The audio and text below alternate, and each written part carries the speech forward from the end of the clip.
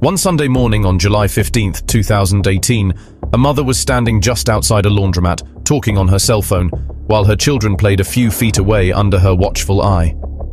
Video surveillance captured an elderly man calmly approaching her, pulling out a knife, and without saying a word, launching a frenzied attack before she could react, stabbing her repeatedly as her children watched in terror.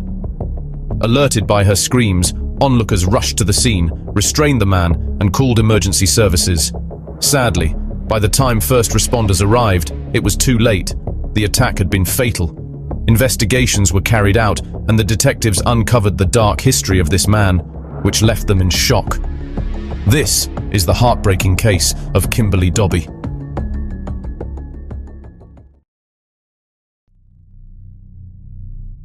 Kimberly Dobbie was born on October 17, 1969, in the lush suburb of Concord, near Boston, in Massachusetts. She graduated from the Bromfield School in Harvard and earned a certificate in early childhood education from Lesley College's Threshold program in Cambridge.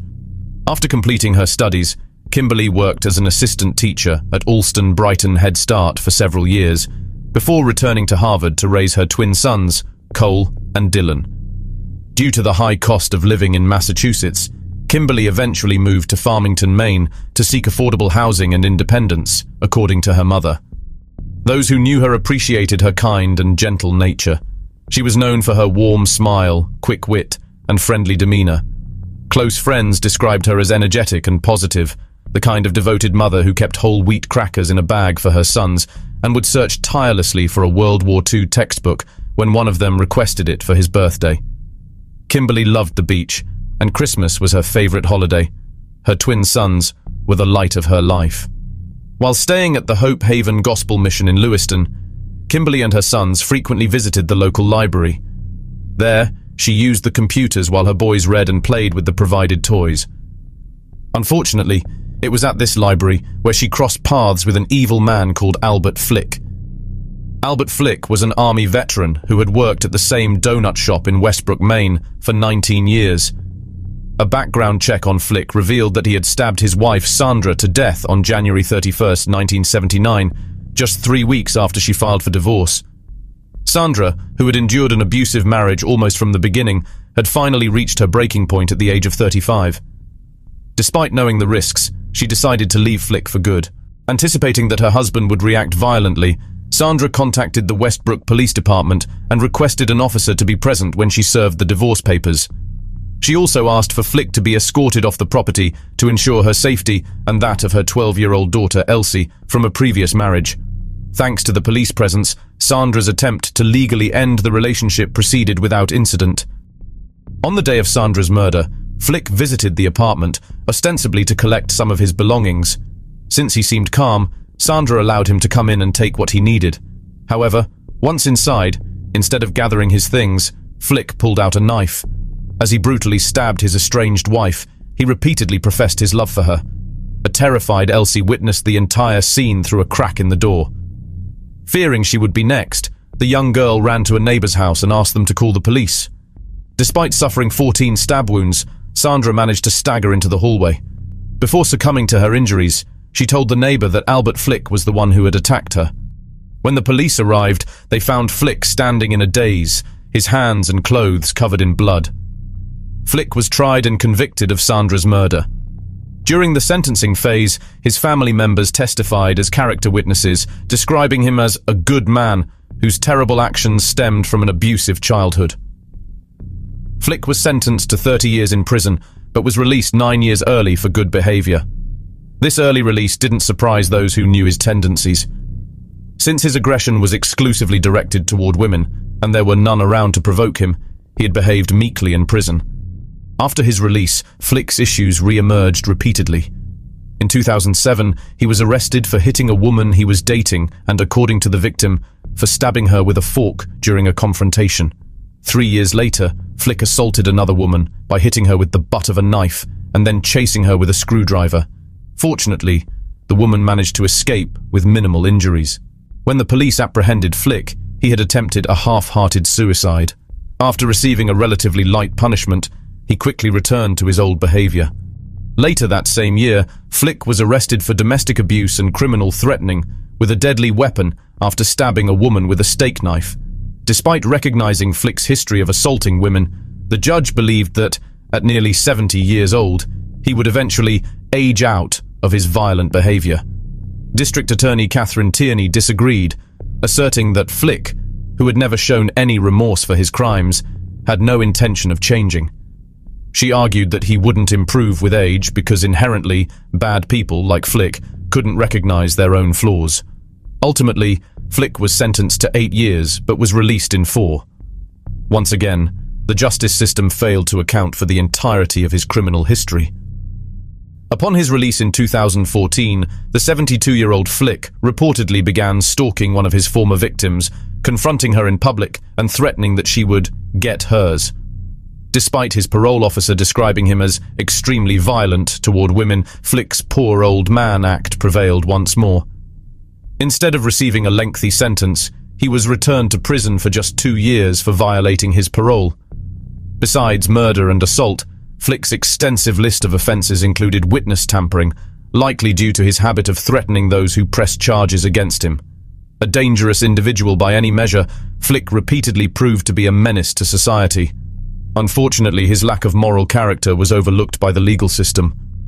Flick had been living with his nephew in Lewiston when he met Kimberly by chance at a local library.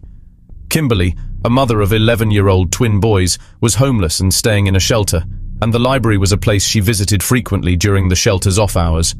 Instantly infatuated with the outgoing woman who was everything he was not, Flick went out of his way to win her favor. He believed that the fastest way to a woman's heart was through her children, so he occasionally treated her boys to healthy lunches that she couldn't always afford. Catherine Cormier, a shelter resident who became close to Kimberly, noted, "Kimberly was just plain out of money, and any mother is going to accept that." Soon, Flick became a constant presence in Kimberly's life. Although it was clear to everyone, including Kimberly, that he wanted more than friendship, she made it clear, as gently as possible, that it was never going to happen. Determined to win over the object of his affection, Flick pursued Kimberly incessantly, trailing her like a shadow. Hunched and hard of hearing, he appeared everywhere she went, whether winding through the library shelves or lurking near the bus station while she waited. Tired of his constant presence, Kimberly finally put her foot down and asked him to leave her and her children alone, firmly rejecting his romantic advances. However, this only seemed to intensify his obsession with her. Around this time, Kimberly received news that an apartment had been secured for her and her sons in Farmington, an hour away. Overjoyed at the prospect of having their own place, the family began preparing for their move.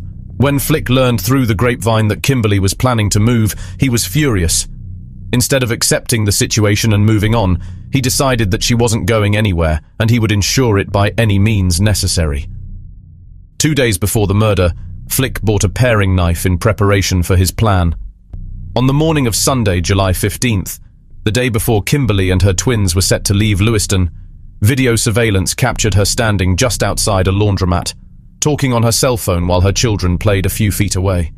In a harrowing moment, the footage shows an elderly man calmly approaching Kimberly, pulling out a knife, and without saying a word, launching a frenzied attack before she could react. He stabbed her repeatedly, trying to end her life as her terrified boys looked on. It was a cowardly act driven by spite, executed by Flick without a hint of regret.